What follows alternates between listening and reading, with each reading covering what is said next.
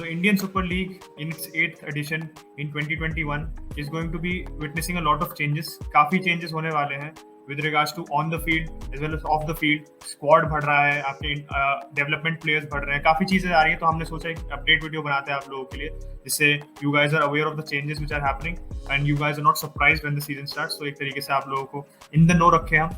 So in this video we're just going to be giving you the small updates and the updates to the rules and regulations of the ISL. So stay tuned and let's get started.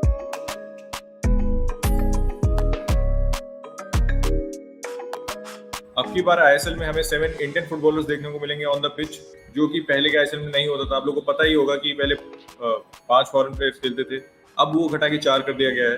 तो ISL की अगर शुरुआत से देखोगे तो 2014 में 6 foreign players थे and 5 Indian players थे. 2017-18 में उसको घटा के 5 कर दिया गया और अब अगले सीजन से 4 कर दिया गया. तो I think it's a step in the right direction. सबसे मेजर बात तो यही कि अब हमारे क्लब हर साल एएफसी लीग में खेलेंगे, एएफसी चैंपियंस लीग में खेलेंगे. हमने एफसी को देखा इस साल, इतना उनको कवर किया. अगले साल मुंबई सिटी एफसी खेलेगी, वहां पे आप 4 ही फॉरेन प्लेयर्स खिला सकते हो. और हमें देखना पड़ा एफसी गोवा को, नोगेरा को हटाना पड़ा, अपने टॉप स्ट्राइकर को हटाना पड़ा and they had to go with only 4 foreign players.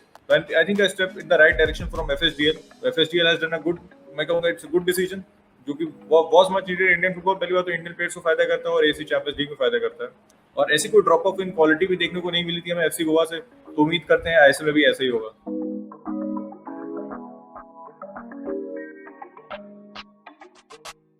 दूसरे चेंज की बात करें अगर हम, जो एफएसडीएल ने इम्प्लीमेंट किया है इज रिगार्डिंग डेवलपमेंटल प्लेयर्स. तो अभी तक क्या रूल्स है डेवलपमेंटल प्लेयर्स का कि आपके स्क्वाड में मिनिमम 2 डेवलपमेंटल प्लेयर्स होने चाहिए. व्हाट आर डेवलपमेंटल प्लेयर्स अगर आप सोच रहे होगे, तो जो भी प्लेयर आप who are born after 1st of January 2000, basically under 21 players सारे, they are regarded as developmental players. तो अभी अगर आप इंडियन टीम की बात करो तो you have the likes of Akash Mishra who can be considered developmental players because he's only 19. आपका अपुया भी है who is only 20. तो these are all developmental players. And Hyderabad FC specifically एक ऐसी साइड है जो I think who didn't have to actually abide by this rule. They are already having so many developmental players in the squad, so which is nice to see. So इससे क्या होगा कि 2 से 4 बढ़ा दिए गए हैं इसका, और 2 प्लेयर्स मिनिमम आपके स्क्वाड में होने चाहिए. जैसे अगर आप मैच डे स्क्वाड होता है 17 लोगों का जो आपका, तो उसमें आपकी बेंच पे आपके 11 में you have to have 2 developmental players, जो डेफिनेशन में आपको बता दी. तो I think this is a positive change, more of the youth coming in. और हमने अपने पुराने वाले वीडियो में आप लोगों को याद होगा हमने सुमित राठी की बात की थी, जिसको बहुत कम गेम टाइम मिला था. You place for ATK Mohun Bagan, he is looking for a move now. Let's see कहां पे जाता है वो. तो I think this will be good for those young players जिनको चांसेस कम मिल रहे थे. I think that this is a step in the right direction.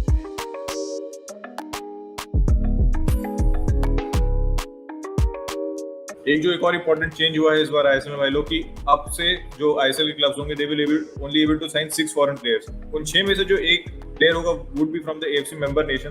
तो basically AFC member nations are the Asian continent में जो देश है, उनसे एक प्लेयर होगा. जैसे हमने एफसी गोवा के लिए डोनाची को देखा था, तो एक प्लेयर ऐसा होगा और बाकी 5 प्लेयर कहीं से भी हो सकते हैं. तो ये भी हमें मदद करेगा in the AFC champions league, क्योंकि वहां पर भी एक प्लेयर एएफसी नेशन से होना चाहिए. Again a good decision from FSDL. उसके बाद की बात करें तो एक जो काफी कह सकते हो अजीब सा क्लॉज है, does not make a lot of sense, लेकिन अब है तो उसको भी डिस्कस करना पड़ेगा. अच्छा, ये जो मार्की प्लेयर का बात हो रही कि आप एक मार्की प्लेयर साइन कर लेते, तो what describes a marquee player, मतलब कौन होगा मार्की प्लेयर हमारे लिए.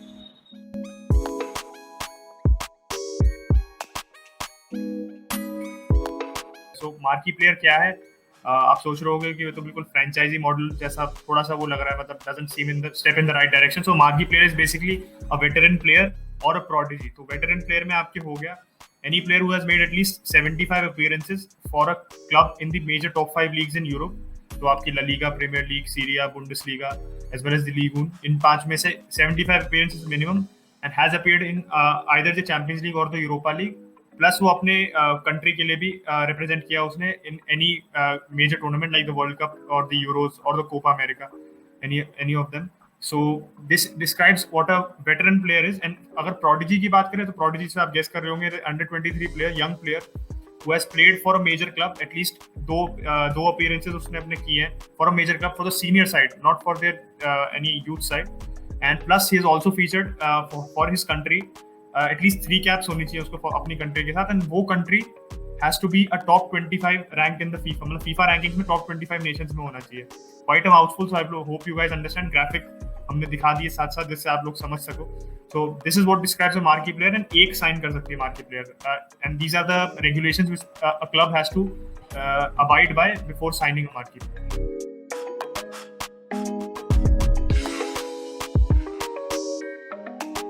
एक और काफी कह सकते हो big change in the ISL this season ये है कि इस बार जो स्क्वाड होगा वो 35 प्लेयर का होगा. 35 मतलब 35, जो लोग भाई थोड़ी हिंदी कमजोर है तो दैट इज 35. और पहले का अगर देखोगे तो वो 25 होता था, सॉरी 25 होता था. तो 10 प्लेयर बढ़ा दिए गए हैं इस बार से. उन 35 में से 3 रजिस्टर्ड गोलकीपर्स होने चाहिए. और जो इंडियन प्लेयर्स हैं उनके लिए आप एक इंजरी, अगर किसी को इंजरी हो जाती है तो खाली इंडियन प्लेयर्स के लिए आप कोई रिप्लेसमेंट ला सकते हो out of the 35.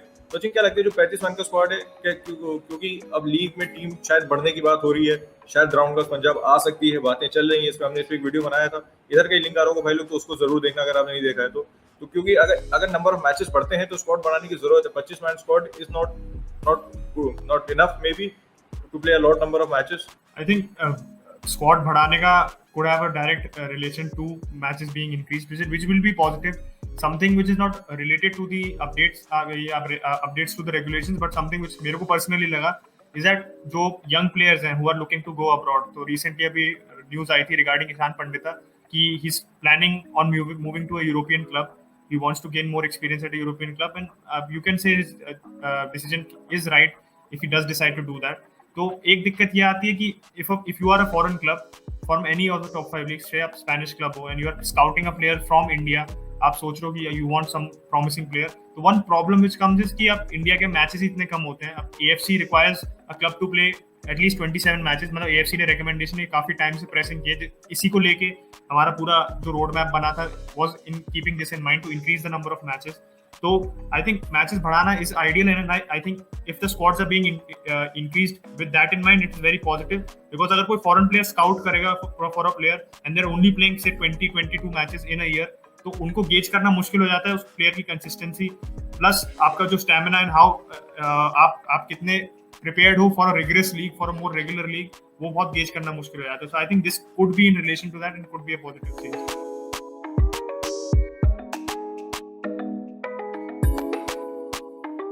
The last and final change to the regulations of the ISL is the salary cap. Change तो नहीं है, the salary cap remains the same at 16.5 crores. It has been the same last year as well. बस एक point to notice कि कितना बड़ा gap है in the salary cap of the ISL and the I League. I League में जो highest paying club is Round Glass Punjab. तो उनका salary cap is around 7 crores. 7 crores है उनका, around 6.9 crores, but 7 crores he round of करके ले लेते हैं. तो आप देख सकते हो कि कितना बड़ा डिस्पैरिटी है. एंड जो highest paid players in the ISL, they earn around 6.87 crores. We will display graphic showing you the highest paid players, so you can see कि एक क्लब की पूरी paying capacity is equal to the marquee player या जो भी आपका foreign players की. So I think maybe the salary cap could have been reduced, आप कह सकते हो, because of the fact that आप फिर वो बड़े प्लेयर्स को साइन करने के लिए you had a free hand to exploit that. And फिर आई लीग के क्लब्स में फिर इतनी बड़ी डिस्पैरिटी आ जाती है. I think this needs to be adapted as the promotion system comes into picture. I think अगले साल होना चाहिए. So this is not change but an update for you guys regarding the salary. With that will wrap up guys. उम्मीद करते हैं आप लोग को वीडियो बढ़िया लगा हो. अगर बढ़िया लगा हो तो लाइक करना ना भूलना, सब्सक्राइब करना ना भूलना, और इसको शेयर भी बिल्कुल कर सकते हैं आप लोग, क्योंकि काफी अपडेट टाइप का वीडियो, थोड़ा हट के वीडियो हमने सोचा बनाए. तो शेयर करना, बाकी जो लोग आईएसएल में इंटरेस्टेड रहते हैं. और मौसम काफी बढ़िया हो रहा है यहाँ पे, तो मैं जा रहा हूँ चाय पकौड़ी खाने. आप लोग भी चाय में P low, and will catch you in the next one.